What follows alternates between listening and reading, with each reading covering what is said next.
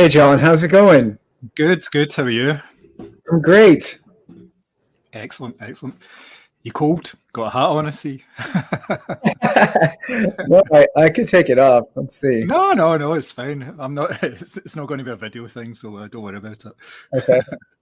So, how's it going? It's going great. I had such a great time. I just got back from Glasgow on Monday, and I had an amazing week. It was like one of the best weeks, probably like amplified it in greatness because of what I've done for the last 2 years, which is like basically nothing.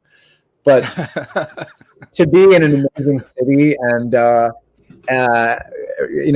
going to seeing our movie in a theater filled with sold out, full of people, and communicating on a Q&A and seeing other movies and talking to buyers and making deals and it was nice. It was incredible. It was incredible. And thanks so much for your lovely review of the movie.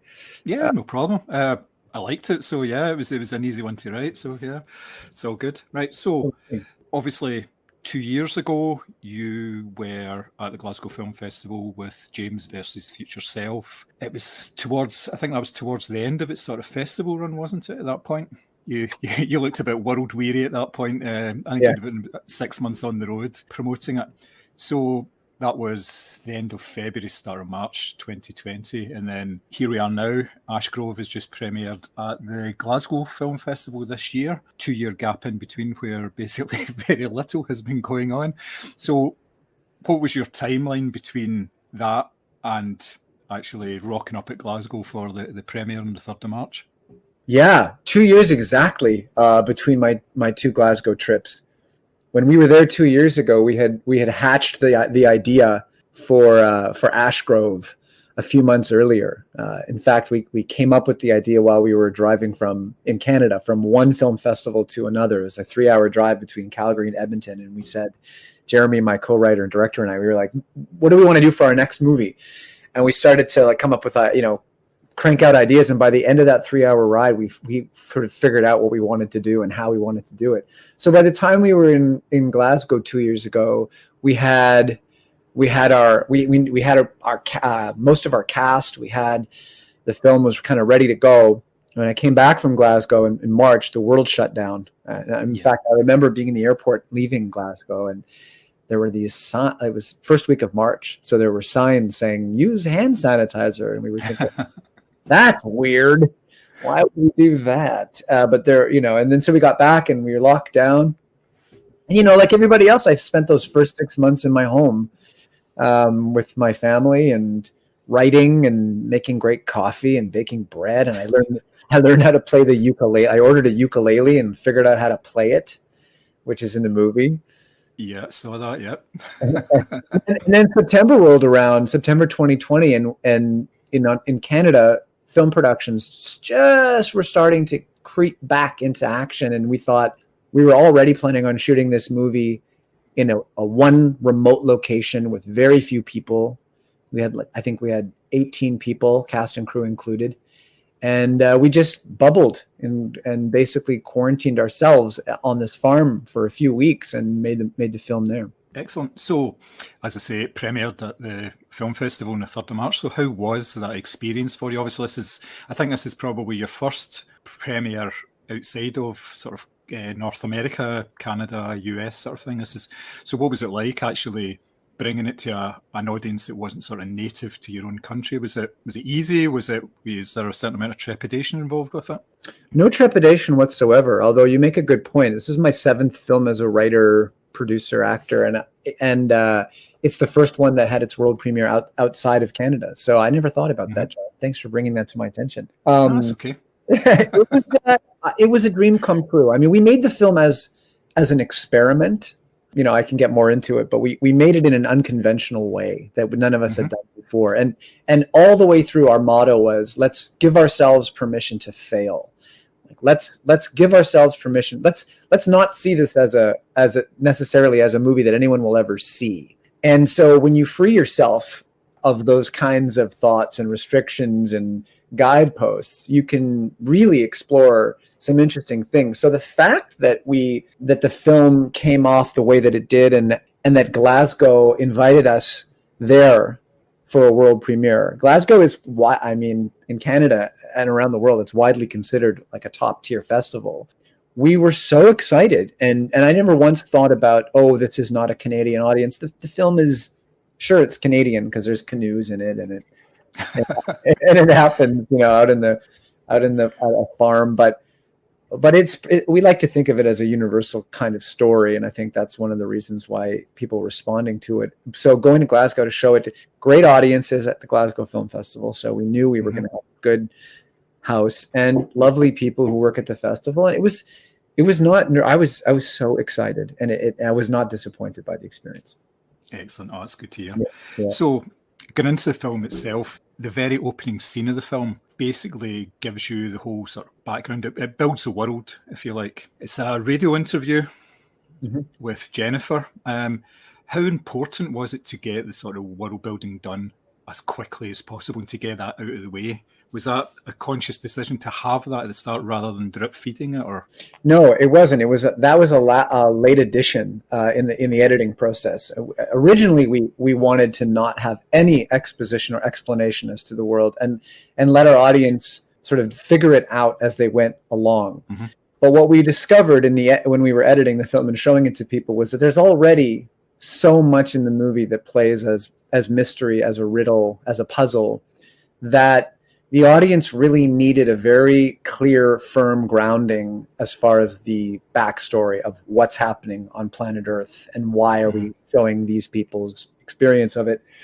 And so we realized that we needed to solve that problem. And so the first versions of it, we had like scroll text on the screen explaining, and it just felt too academic and false and kind of expositional. And then we came up with this idea of a radio interview where you're hiding the backstory inside questions. And so we also saw it as an opportunity to explore the character of Jennifer Ashgrove in the way that she answers questions.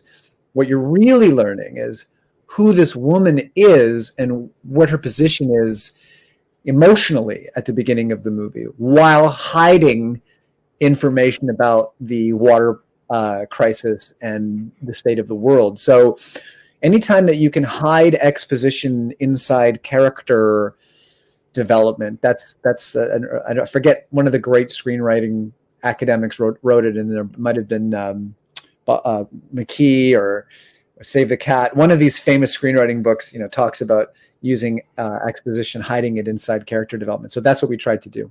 It was excellent. It was very well done, and like you say, you could tell by the way that she was answering the questions, the pauses when they were talking about the strain in her marriage and things like that, how it affected her and all that. It was very clever. Obviously, there's a water pandemic that is the background to the story, and it's just you don't really go into any depth about how that happened or anything like that. Now, you used a similar device in a different way in your previous film when you talked about time travel, and it was just time travels. It works. It happens. It messes you up, that kind of thing. It just keeps you going. I take it that was deliberate as well, because you're wanting to get into the character drama rather than having to constantly explain the science or the world around it. I take it that's what that was, yeah? Yeah, very much so. And I credit Jeremy, my co-writer and director of the film, Jeremy Lalonde, with that, because like we did with the time travel movie 2 years ago, we did a ton of research. I did so much research. I spoke to water scientists. I spoke to chemists. I spoke to memory specialists about some of the memory issues in the film. Talked to a lot of scientists, and then Jeremy and I constructed very elaborate backstory for what's happening. So the science of this water crisis, we are very clear on it. Jeremy and I could bore you to tears about what is biochemically happening right now in this movie with water in the human body, and I actually think it's really fascinating. Like I love what we've come up with, and so once you have all of that information and that knowledge and that data inside your writer brains, then you have to figure out, well, how much of it is necessary to tell a compelling story, how much of it is too much that will distract or bore your audience. And part of so the skill is really just trying to find just the right amount of that information to convey so that it doesn't become cloying, versus not having enough. So, it's funny because a lot of the critics and the interviews and the reviews talk about this as a water pandemic. We refer to it as a water pandemic in the movie, but everyone assumes that it means that something's happened to the world's water supply.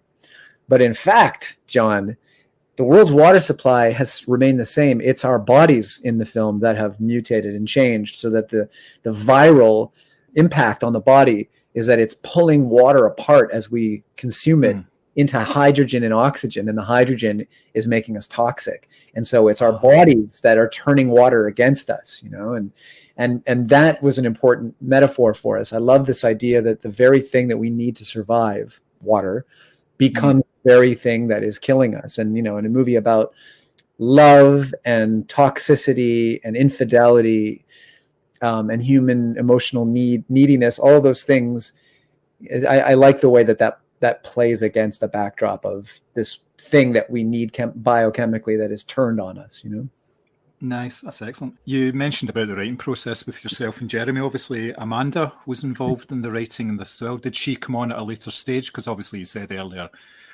you had the initial idea on your journey across the vasts of Canada between yourself and Jeremy. So when did Amanda come in, and what was her contribution to the process?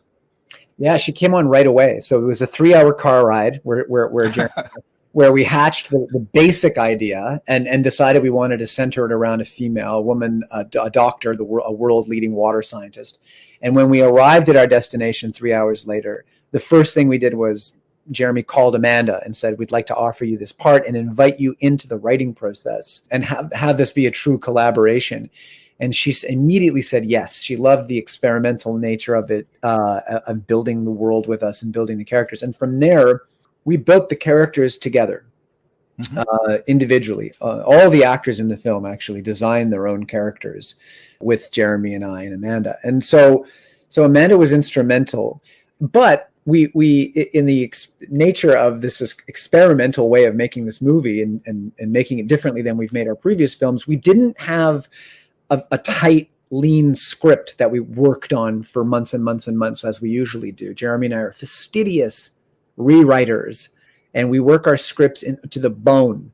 This one, we wanted to keep it open for changes along the way. And so we shot the movie chronologically. And in many cases, we were able to keep secrets from the actors up until those secrets are revealed on camera. So a lot of the stuff you see in the movie where characters are deducing things or solving a puzzle or having revelations, those are actually happening to the actor as well as the characters. So it was a very, very free form experience of how to write a film and make a film.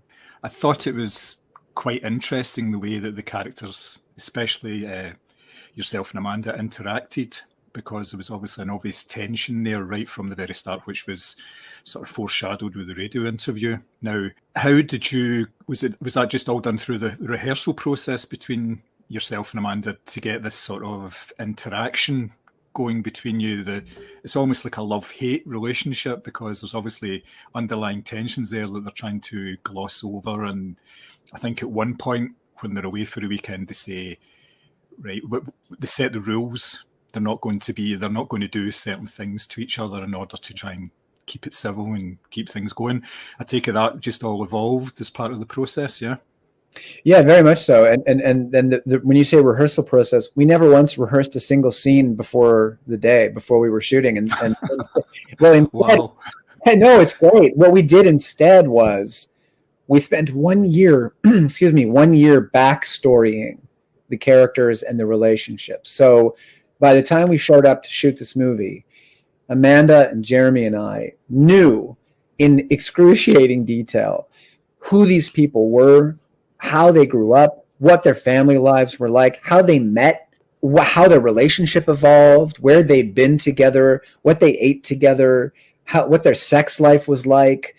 We just backstoried them like crazy. And so we had this very full picture of who they were and what their relationship was by the time we arrived on set, and we just rolled into it with all of that knowledge behind us. And what it allowed us to do was really feel the sort of freedom to play with each other, knowing we had a shared experience. And oftentimes on camera, you know, Amanda will improvise a detail about our past, and I will either know about it because we talked about it, you know, 2 weeks earlier or a month or 6 months earlier, or I'll roll with it as a, you know, as part of the improvisation of some of those scenes.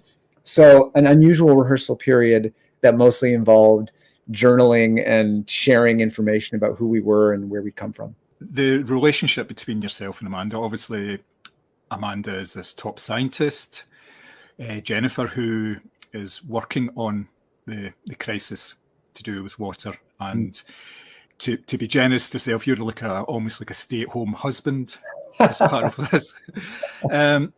You can see a difference between the two characters just in the way that they're presented to the world. Like Amanda is very businesslike in her portrayal of Jennifer.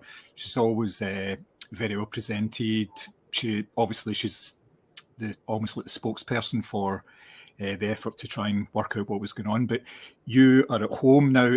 I take it that was all deliberate, and the fact that the differences between yourself, like most of the time you're wearing like sort of check shirts and very casual, and you almost look kind of beaten down at times. I mean, I take it that was all part of your process of getting into the character. Yeah, absolutely. We looked very carefully at what would it be like if you were you know, self-employed or unemployed or unmotivated, and your partner was literally the most important person, you know, in the world, to put it, you know, extremely. And what does that do to your self-esteem? What does it do to your sense of being, of your feeling of your place in the world? And that became, you know, the essential conflict between these two characters was, how do you bridge that divide? And what does it mean? And it's really interesting because we came up with this dynamic and this story months before COVID was even a word that we knew. Yeah. And so suddenly, while we're shooting the movie, there are individuals on planet Earth who are racing to create a vaccine, who are in labs 24/7, who feel the weight of the world literally on their shoulders. And so in a sense, our movie is kind of about those people, I guess, and the people that they're married to or live with or have relationships with, and how does it affect them on a you know, micro level. So we didn't realize that was the story we were developing, but it changed contextually very much when COVID hit. Nice one. You mentioned earlier, obviously, about learning how to play the ukulele in your downtime, which is actually quite a useful way to spend some of your time. I take it that was incorporated later on into the script and the film itself. Were you worried at all about actually playing a musical instrument live on a film set? A little bit. I mean, I think I was lucky because the character was also just learning the instrument, so a lot of room for me to. I mean, I taught myself that instrument, you know, between March and June of 2020 when we were all in our homes. I don't have any technique. I never learned technique. I'm figuring it out by ear. So I thought it would be a fun way to incorporate a little bit of what was actually happening in my world and my life into the movie. And the song in the movie is improvised. You know, the idea is let's make up a song. But to be fair, our brilliant composer, Ian Lefebvre, he actually wrote the music for that song and taught it to me painstakingly and not easily. Poor guy, over Zoom a week before I went up to shoot it. And so the music had been pre-written, but the lyrics we came up with on the day. Technically, we wrote the lyrics about an hour and a half before the scene, but it was all pretty real what you're seeing in that scene. I noticed that as well as obviously you playing the ukulele, there was elements of ukulele playing in the composition that Ian had actually added to it. Was that inspired by yourself, or was it to try and mask some of your playing to sort of show you up a wee bit, maybe? No, man, no. He's a pretty brilliant guy. He did the music as well for our last film 2 years ago, the one you referenced, James versus His Future Self. And in fact, he was nominated for 2 Canadian Academy Awards for his music on that film. I just want to plug him because he's such a genius. So he composed all the music for Ashgrove, and utilizing elements from what we'd filmed and what we'd shot. I think he was very inspired by what we did on the day and what we showed him. When we got the footage to him, he was really excited to put music to it. And as a result, as you saw, he wrote a handful of original songs that are all in the movie. And I think ukulele is a piece of it. You've obviously mentioned that you've been working with Jeremy on a couple of films now, and obviously Ian as well. Is this part of a sort of a collective, a troupe, if you like, that you like working with the same people because of the shorthand nature of that? How does that all work? Is that something that you like doing? Yeah, that's exactly it, John. Is that I've made my films so far have all been with the same two directors. So I've got Jeremy on the one hand, and I've got another director that I've made a bunch of films with. And I hope that I continue to make films with these people. I like finding a collaboration that works. It doesn't always work, as you know. But with Jeremy, we get it. We get each other. We have a similar sense of humor, and yet we're very different as far as the way that we approach material, which complements each other in a way. I mean, he's really good at pulling me back, and I'm really good at pushing him a little bit forward and challenging him. And we kind of have this lovely relationship. And I enjoy working with him. I think life is too short to work with assholes. And if you have a chance to work with your friends and your friends are talented and you get along, why wouldn't you, Mm-hmm. So on your website, the Banana Moon Sky Productions website, you are listed as producer and not just someone who talks to the producer in order to get things done. You basically do a bit of everything. Is that through necessity, or is that through control because you like to get things done? A little bit of both. The necessity part, I realized early on in my career that nobody was more motivated to get these movies up and running than I was. I mean, it started off as actor is my number one thing. Like, acting is my great joy in life.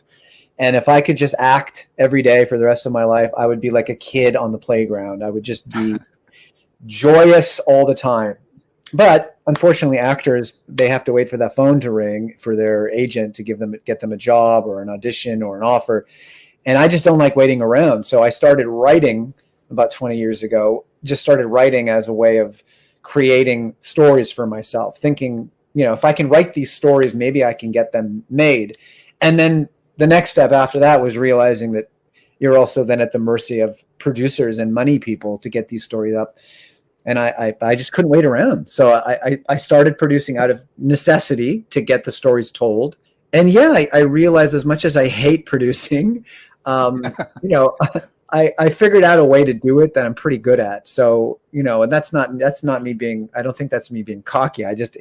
It's really hard to get a movie made. I mean, it's not just one miracle to get a movie made. It's a succession of miracles that are all on top of each other that have to happen in succession to get a movie made. And, I've done a few of them now. So I hope that I get to a point in my career where other producers, this actually just happened to me in the fall. Another producer optioned one of my scripts and said, we want to make this movie right now, exactly as you wrote it, with you in the lead and hiring your favorite director. And I said, so I get all the great things that I want to do out of this. And I don't have to do the hard part, which is finding the money and hiring the crew and firing people and insurance and banks and documents and lawyers.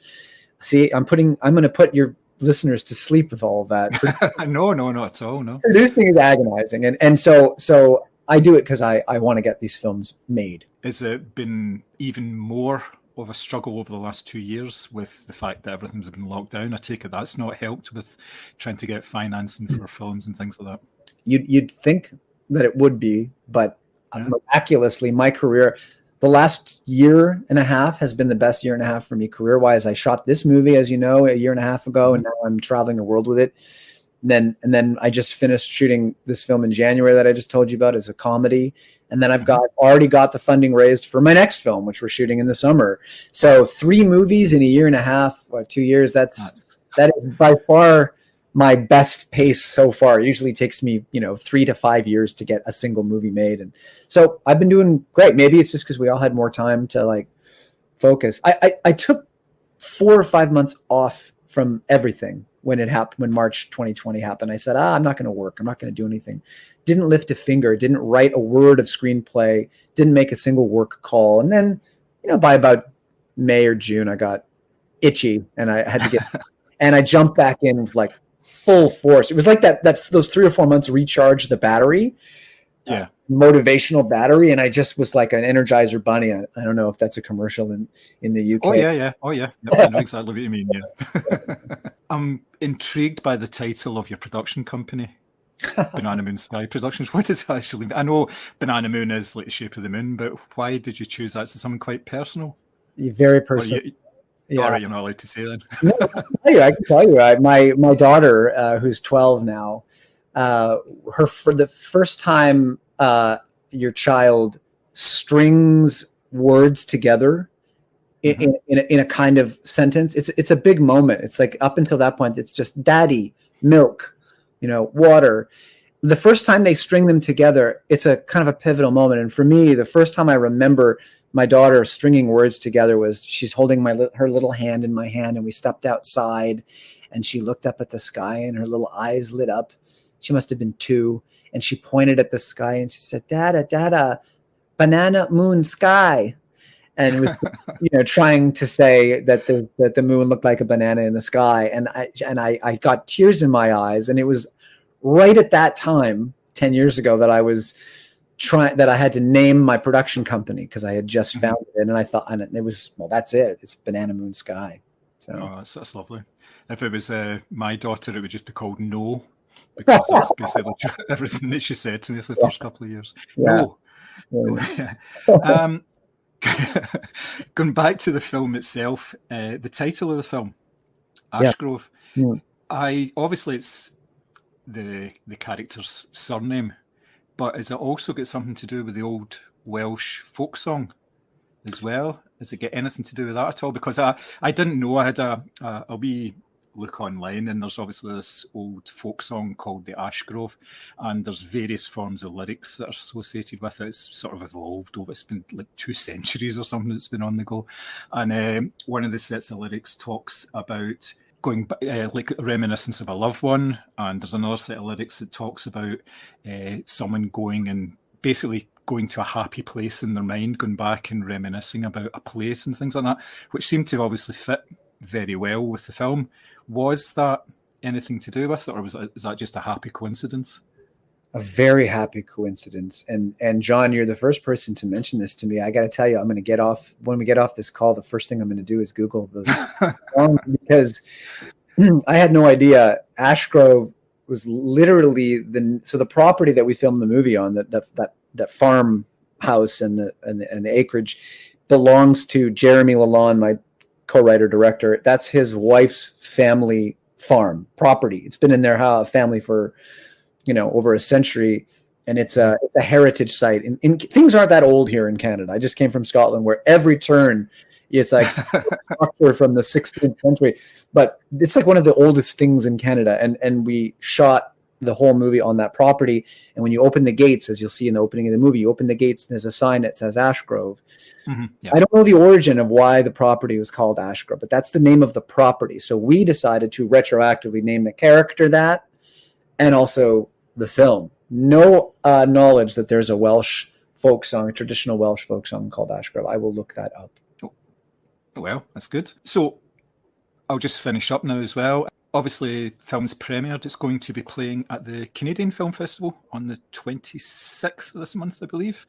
And what's happening after that? What's the sort of future for Ashgrove? Have you made, are you in talks with distribution people, that kind of thing, to get something done with it? Yes, we actually will. It'll announce tomorrow, but I guess by the time your podcast is out, it'll be public information. There's an American film festival called CineQuest. That'll be our US premiere in April. And then we'll continue to play film festivals throughout the year into the fall. In Canada, we've already sold the movie to a company here that's going to put it in theaters, which I didn't Wow. know that happened anymore. So the movie will have a theatrical release, and then it's already been sold to some TV broadcasters here. So Canada, it'll have a good, healthy life. And one of the outcomes of our triumphant Glasgow premiere was we have a bunch of offers on the table for UK distribution and international sales. Nothing to announce to you yet, but you know, of course. Yeah. it looks like the movie will find some kind of an audience, which is, as I said, when we set out to make it, we did not know if that was the case. We were giving ourselves an out, and but it's very exciting that people are going to get to see the movie. So there will be a UK release at some point this year, and I'll let you know about it. You can let it. Absolutely. Yeah, I'll put the word out there again about it, which is always very easy to do for something that I really enjoyed and something that comes along and you think, it's something a wee bit different. It's something very interesting. So I think that's it from myself. I've kind of run out of stupid questions to ask you. So, so thank you very much, Jonas. It was absolutely excellent. Yeah, my pleasure, John. It was a real joy talking to you, and thanks again for all the attention and the love that you're raining down on our movie. I'm greatly appreciative. Yep, no problem. That's brilliant. Thank you very much. All right, man.